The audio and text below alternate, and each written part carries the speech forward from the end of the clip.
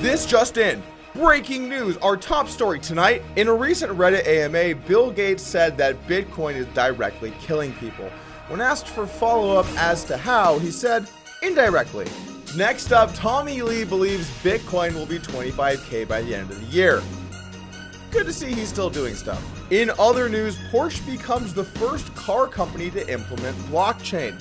That's right, it's 2017 Lambo, 2018 Porsche. We're still saying Moon though, right? Moon is still cool. Popular cryptocurrency Walton Chain had a disaster the other day as it appears they were rigging contests to fake winners. Investors, as usual, kept calm and collected. I'm just fucking with you. It lost 100 million. All this and more tonight on Crypto News. I want to welcome everybody back to the show. Good to have you here. We got a couple items of business before we jump into some news. For starters, I just had a podcast over on the podcast channel with Richard Hart, so make sure to head over there and check it out. The link is in the description below. Also, we've began the nomination process for the new coins we're going to add to our portfolio on Sunday. So far, when we look at the bankrolls of how you guys have been doing, you've been getting fucked up. I'm really glad we got the Substratum, Digibyte, and Cardano. Those are really coming through big right now.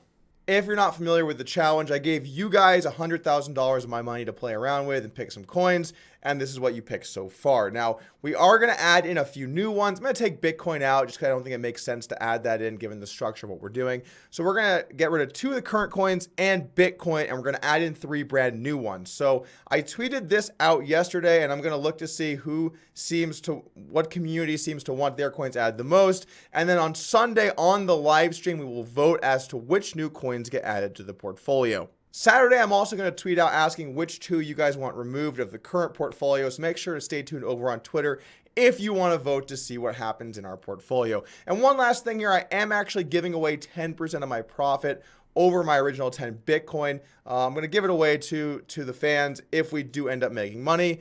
It's not looking like we're going to do too much here, but hopefully we can turn it around. And if we don't make any money, I'll still give away 0.1 Bitcoin just for the lulz. That's me paying you to lose me money. With all of that out of the way, let's jump on to our first story tonight. Tommy Lee makes a bold Bitcoin prediction that's going to get to 25,000 by the end of the year. It's not really bold. You know what would be bold? What would be bold would be to say, it's going to 1 million or I'm going to do something crazy like, I don't know, jump off a building or eat your own dick. Of all the things I'd say I'd do if I lost a bet, eating my dick would be right around here. If you're not familiar with Tom Lee, he is the co-founder of Fundstrat, which is a market and strategy company. Tom Lee reinforced his belief that Bitcoin will reach 20K by mid-year and 25K by the end of the year. He also expects 3 publicly traded companies to issue their own cryptocurrency in 2018. So this guy is very bullish on the long-term benefits of blockchain, where it's going, and he's expecting more and more companies to get into the mix. And I have to say, I've got mixed feelings about that. It does seem more and more like what's happening with cryptocurrency is moving away from some of the fundamental value that I believe in. Things like actually being decentralized, which is not in style at all right now. Or, for example, not having a pre-mine where the founders of the coin end up having most of the supply or a lot of the supply or 100% of the supply, and then they sell it off. You know, I will say that I think that there are many good projects out there, but I do think it's important to remember that we should stick to, when it comes to treating it like a store of value, we should try and stick to the things like Bitcoin or even Litecoin or things that have been fair and not lean towards some of these upcoming projects. Now, if you're not looking for store of value, then I think a lot of these projects can have great upside. There are certainly people working on great things in the community, and some of them will succeed in a big way, kind of like what we saw with Ethereum. But also be aware that company-founded blockchains will be for them to make money. And yes, they should also have utility, which make them useful for everyone. But be aware of, as we see these things become bigger, we see the Telegram ICO, we see companies getting more actively involved in trying to have their own coin. Keep in mind that you should have a fair view of what they're trying to do, but also remember it's not the best place for store of value like something like Bitcoin. I'm sure this is one of the reasons you guys tune in, for me to drop groundbreaking knowledge bombs like Bitcoin is safer than ICOs. Who knew? Nobody knew. According to this article from Cointelegraph, Lee sees corporations entering the crypto sphere as support for his prediction of Bitcoin's price upswing, citing Japanese e-commerce company Rakuten's February 27th announcement that they will be launching their own cryptocurrency as just one case of the crypto world constructively developing this year, regardless of Bitcoin's price drop. Lee reports also predict that several large companies like Starbucks, Facebook, and Amazon, none of which have yet entered the crypto world in a significant way, are likely to implement blockchain technology this year. Implement. Great English going on here over at Cointelegraph.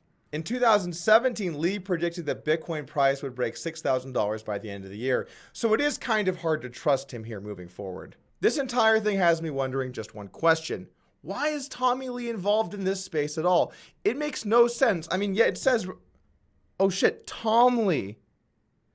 Oh, billionaire Tom Lee. That makes a lot more sense, actually, now I'm thinking about it. Next up, the story that has been rocking the boat here in crypto. Bill Gates did an AMA where he had some kind of negative things to say. And this was weird because we've seen Bill Gates in 2016 have some positive things to say, and it's kind of slowly transformed into where it is today, which is Bitcoin kills people. Before we talk about my thoughts, let's take a look at the actual posts themselves over on Reddit. Asker1337 said, "What's your opinion of cryptocurrencies?" Bill Gates said, "The main feature of cryptocurrencies is their anonymity. I don't think this is a good thing. The government's ability to find money laundering and tax evasion and terrorist funding is a good thing. Right now, cryptocurrencies are used for buying fentanyl and other drugs, so it's a rare technology that has caused deaths in a fairly direct way. I think the speculative wave around ICOs and cryptocurrencies is super risky for those who go long." Bill Gates also followed up by saying, "Yes, anonymous cash is used for these kinds of things, but you have to be physically present to transfer it, which makes things like kidnapping payments more difficult." I want to say that I respect Bill Gates a lot. He's a self-made man, turned himself into the richest man in the world by creating and using technology to get to where he is today.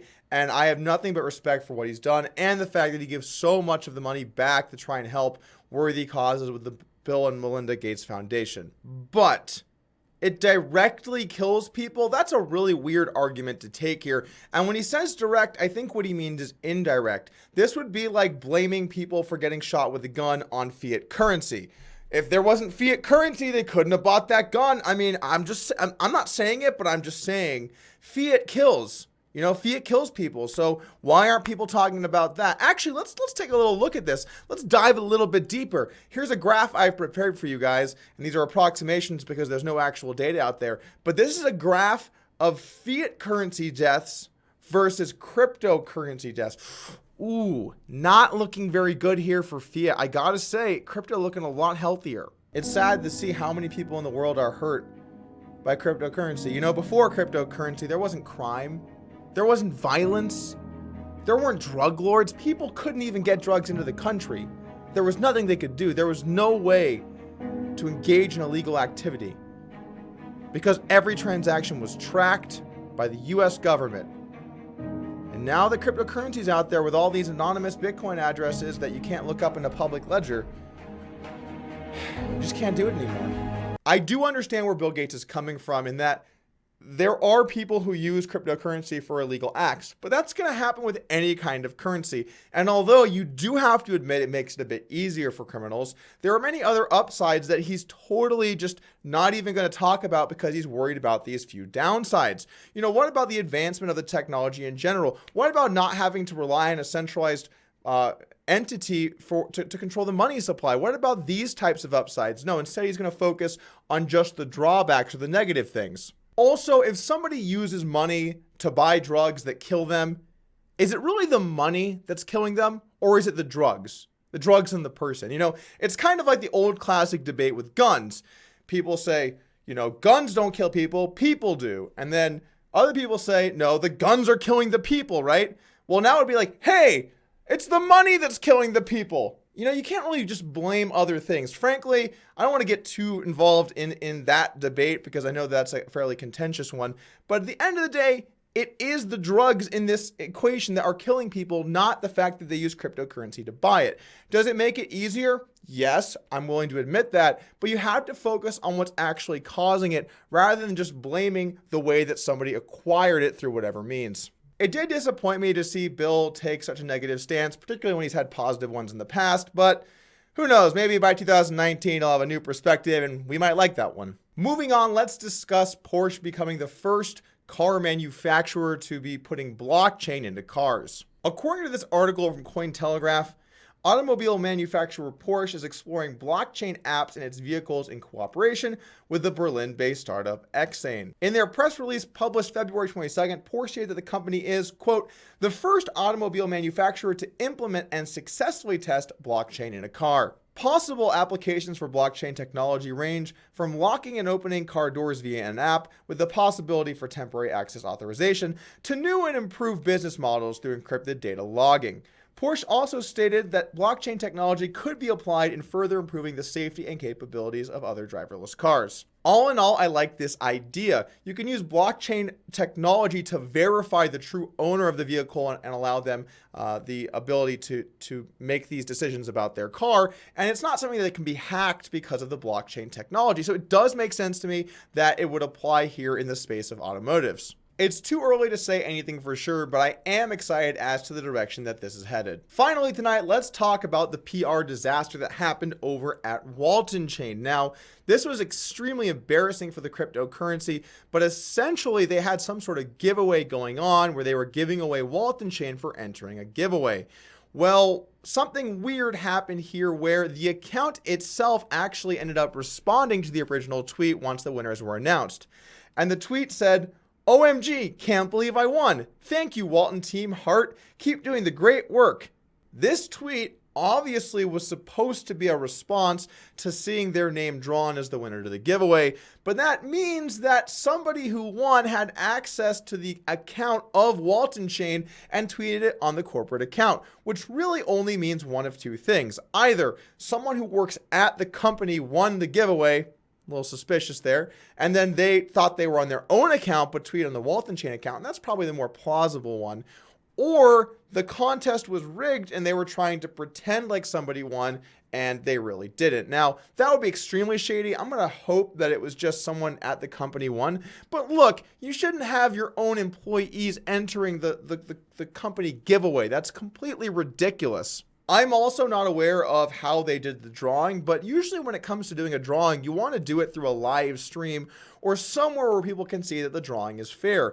What I'm going to do for the drawing with the portfolio challenge, I'm going to do it live streamed, and we'll use some kind of third-party app so you guys can actually see who won in real time. I've done that before on the poker channel with a lot of the giveaways, but it is important if you can to do it live so that people know that the drawing is fair, especially when apparently there are people that work at Walton Chain who are going to be winning the contest. Actually, I'm thinking about it. I might do this drawing privately. Yeah, actually, I have the drawing winner right here. Actually, wow, only one person received the entire prize. His name is Thomas.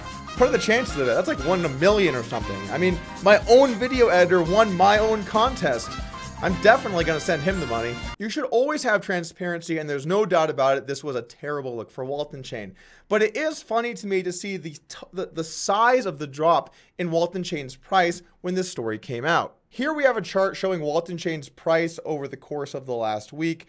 And as you can see, when this story broke, this thing bombed. It went from around $22 per unit all the way down to 17.6. So this thing lost like 25% of its entire value before rallying a little bit just because of this botched tweet. Does that really make sense? Should something lose a fourth of its entire market cap because of what could have been possibly rigged corporate giveaway?